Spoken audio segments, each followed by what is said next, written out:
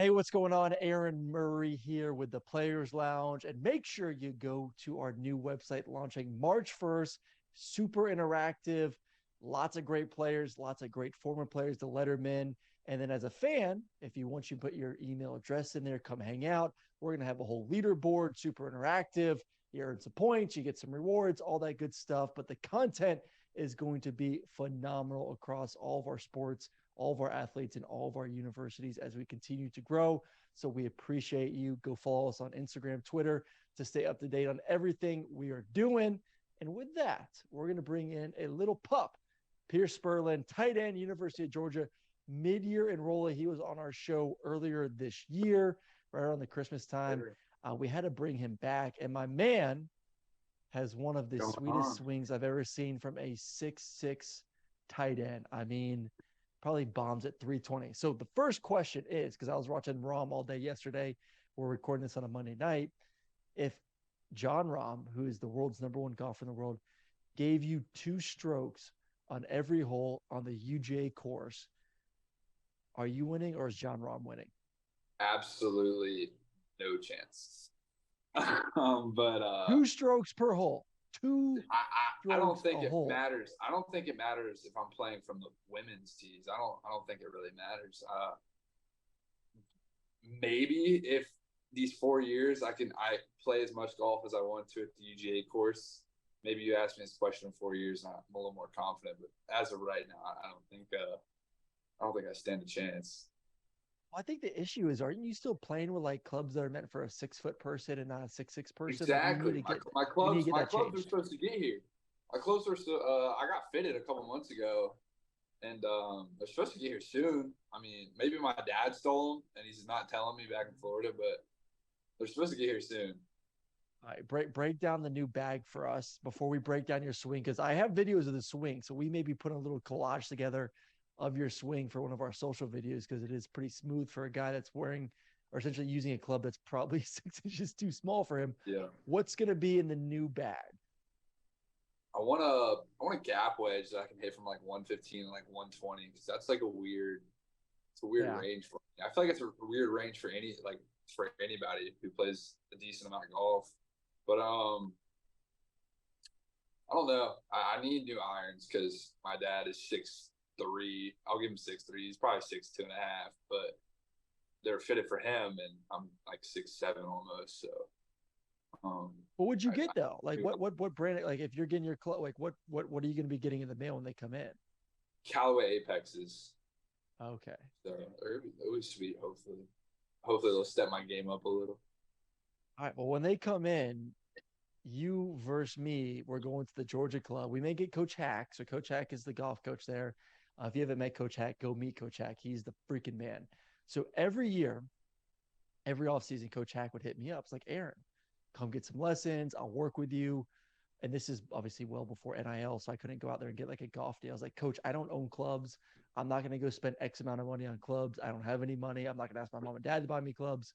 So I missed out on 4 years of possible lessons with Coach Hack, which I so regret. It's one of my top 3 things I regret in college the most, because it's been a grind to figure out what the hell I'm doing on the golf course. But I'm there. I'll whoop your ass here soon enough. Dude. All right. The golf coach wanted to give you lessons and you passed up on it. That's crazy. I didn't like golf. I didn't own clubs. I honestly never played golf. I feel like I heard a story about 5 years ago. I heard a story about you that you took golf as a class, and it was like one of your only classes. Is that no? No. You didn't. I thought there's so many BS lies about quarterbacks that float around Athens. It's just incredible, the narratives that come out. I didn't even think about you. I was thinking about me. I was like, how do I take golf? I was like, you can take golf. I mean, I was talking to Lad or somebody about it, and I was like, I want to get into taking golf as a class. I feel like that'd be the best elective ever. Hey, just ask Lad, who whooped his ass last year on the golf course. I took him and Rylan out because we had a golf deal with them and got him some new irons, and it got a little ugly, which it should be. You guys should not be good at golf. You should be focusing on school. They're pretty good golfers, though. Lad yeah. Rylan's actually a pretty dang good golfer. I think he grew up playing golf. So before he transfers over to the the dark side and becomes a Mississippi State Bulldog, we'll have to go out there and play a little tight end versus quarterback because Carson's a good golfer. So I mean that's the Really? game. Carson and me versus you and Rylan, tight ends versus quarterbacks. Little golf action. All quarterbacks should be good at golf. It's the same motion. If you're not, you're not. I mean, it's the same motion. But I mean, I really didn't start GMs playing. Take them out. I really didn't start playing until I moved to Florida. So I've been playing for like a year and a half, 2 years, honestly. Yeah. I played baseball my whole life and quarterback. So yeah, well, it's not a bad swing. We'll definitely show the people the beautiful swing of what a 6'6" person looks like. When all you need to do is make contact, that baby's gonna fly. All right, so you just got the campus. It's been, what is today? Almost 2 months at the University of Georgia. How's the adjustment been? Like, what is life like for a mid-year enrollee?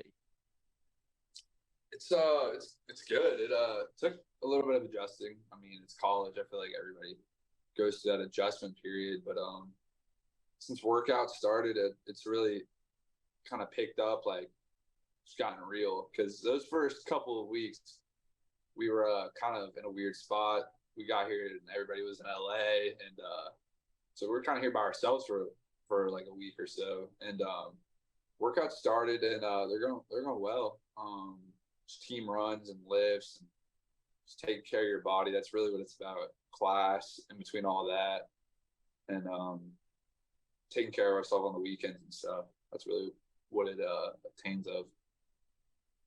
What's the hardest class?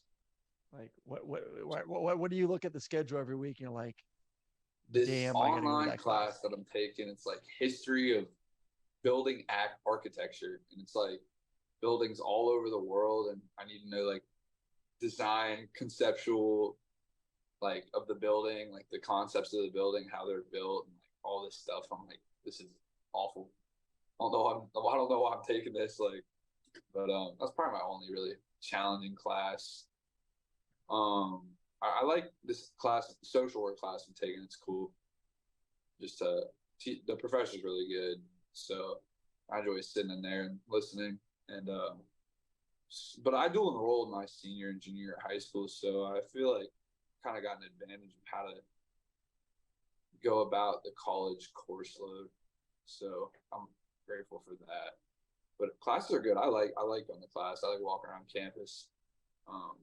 It's beautiful. Today it was like 75 and sunny. I was walking around. I was like, thank God. I know us Florida boys can't handle those Georgia cold, rainy, nasty winters. Today felt like a nice little. It felt like I was back in Tampa in like a February. It felt pretty damn good, and I agree. There's no better place than like North Campus, mid-70s, sunny, walking around. Some beautiful sights to see as well. Oh, it's speaking of campus and niceness.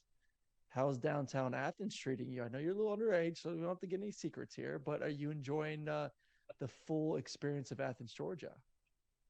I mean, I feel like I got an advantage growing up, and like my parents tailgated like right up the hill off like where the dog walk is, so like right up there. And where the old hotel was that they tore down in that parking lot, that's where my parents tailgate. So I feel like I got a better gist of downtown Athens, really Athens as a whole, just from growing up and being here. But I enjoyed it a lot. I'm just going to a bunch of different restaurants, honestly, and just trying out a bunch of food. And because in Florida, there's not really that many restaurants, and like food, everything's so far apart. And so I've really enjoyed that, like having a lot of restaurants here. It's been one of the biggest pluses of college, I feel like. Top restaurant. Chuck's, easily. Ooh. Easily. Like it's rare. Boys it's rare I've never been to Chuck's. I enjoy it. I enjoy it when I do. It's still hard for me to conceptualize sushi in Athens, but I heard it's really good.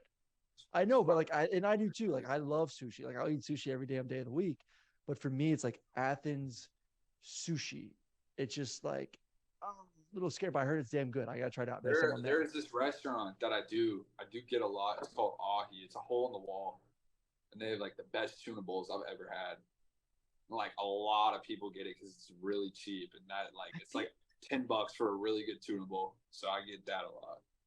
See, I feel like someone we had on a couple weeks ago said the same damn thing about that place, and I've heard it enough Dude, now where I it's think a hole in the the wall. two of them I need to go If you to. saw it, you wouldn't stop. You'd be like, Yeah, But you think you walk out of the place with some stomach cramps. yeah, no, it's legit.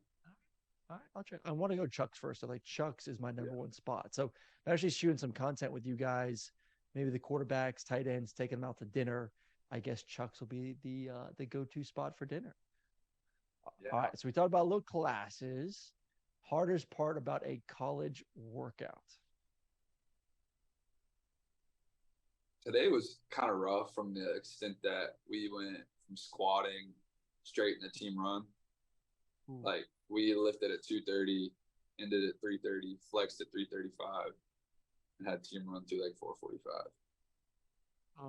That was kind of rough. So like, yeah, everybody's legs were just dead. I'm not gonna lie. Like that was yeah. That's all I'm I gonna gotta blow say. your mind. I'm gonna blow your mind real quick with the what's the archaic stuff that we used to do back in the day. We would do this thing called squat 40. So you would squat 80% of your max for 40 reps. That was your whole workout. You did not finish the squatting until you finished 40 reps at 80% of your max. So like some of our advanced linemen could squat like 550, 600 pounds. So they're squatting 400 plus pounds 40 times. Obviously not in a row. You may do one, you may do two. Like you just have to wake up. So some guys may be squatting for an hour. You finish, and then you have to go run 6 400s. So 6 laps around in like a certain amount of time. That was our leg day workout. And then we went on to go tear 8 ACLs that senior season. So didn't really pay off too well for us. But no. like What that is a hell of a leg day. That was like was 13.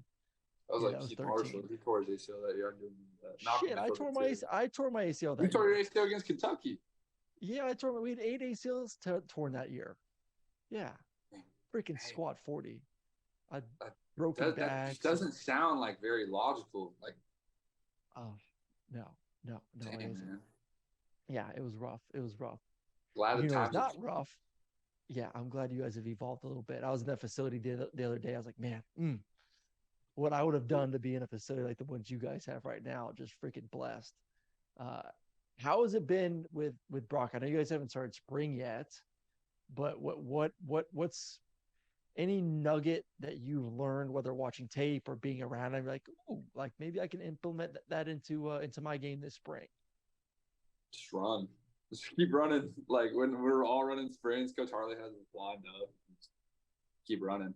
I mean, every guy in the room is great. We all compete every day and just push each other like in team runs and stuff. And it's really like I enjoy it a lot. The way Coach Harley like pushes all of us, and Brock makes everybody better, obviously. And I'm just grateful to have a room and a coach that does that. Nice. Speaking of coaches, obviously new coach that you know because you grew up watching the Dogs, and my boy Mike Bobo, who I'm so freaking pumped, loved Monken. I thought Monken's a beast. Kind of knew that he was leaving. I don't know how much of a shock it was to you guys or not, but as a guy that watched Bobo and Georgia, how excited are you to now be coached by him as a new OC? I'm really excited. I feel like he's going to do a great job. I mean, he loves Georgia. He obviously played here. He's coached here for a long time, and he put up 40 some points a game in 2014. Mm-hmm. And I feel like our roster is more talented than it was in 2014. So I'm excited to see what he's going to be able to do. And I know I'm excited to play, and I'm sure a bunch of other guys are excited to play under Coach Bobo.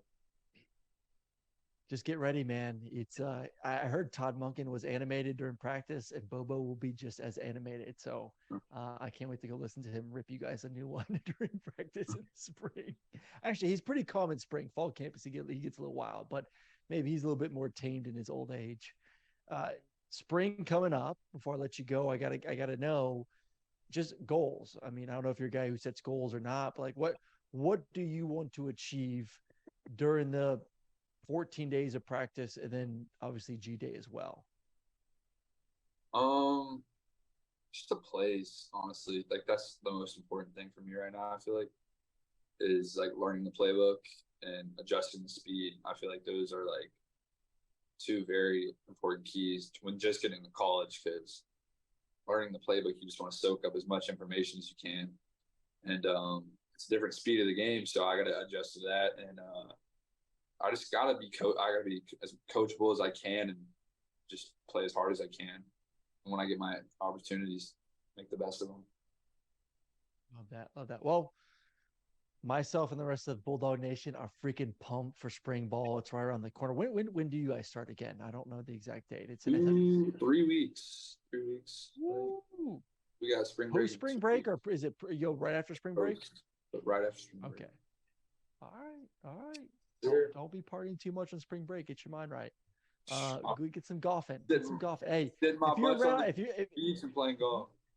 All right. Well, I was gonna say, if you're up in Athens around spring break, maybe we can sneak around in. So, I'm a little rusty, but I'll figure it out. All right. Well, that's Pearce Spurlin, freshman tight end, getting ready for his first spring. Pearce, man, appreciate you jumping on with us again. Thank you. Good luck. And once again, for all those watching here tonight, make sure you get ready. March 1st is right around the corner. March is spring football. It's also the launch of the Players Lounge new platform. So follow us at the Players Lounge on Instagram and Twitter to stay up to date with everything as we get ready for a great spring, summer, and for another great fall. See you later.